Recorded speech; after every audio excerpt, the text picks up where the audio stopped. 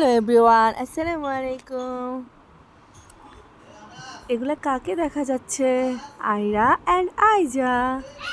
ওদেরকে বললাম তোমরা সুন্দর করে দাঁড়াও, তোমাদের কিছু ছবি তুলব। ওরা দাঁড়াচ্ছিল না, তারপর অনেক কষ্ট করে ওদেরকে দাঁড় করালাম। কিছুক্ষণ ছবি তোলার পর ওরা হাঁটতে লাগলো। আমি বললাম দাঁড়াও দাঁড়াও, ওরা কথা শুনতেছে না। তারপর আমি ওদের পিছন পিছন ভাগতে শুরু করলাম। তারপর ওরা শুনতেছে না। আমি বলছি তোমরা যাও, হাঁটো। হাঁটতেছে না।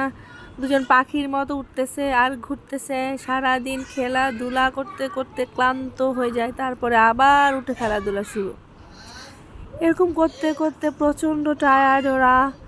আমাকে আইজা বলতেছে এখানে নামি। আমি বলছি না, নামা যাবে না, তোমরা দাঁড়াও। তারপর কিছুক্ষণ একটু দাঁড়ালো। ওরা ছবি তুলবে না, ওরা শুধু খেলবে আর খেলবে আর দৌড়াদৌড়ি করবে। ওরা স্থির হয়ে দাঁড়ায় না। আমি দাঁড়াতে বললেও ওরা দাঁড়াবে না। কিছুক্ষণ একজন দাঁড়াবে, আবার কিছুক্ষণ দৌড়াবে।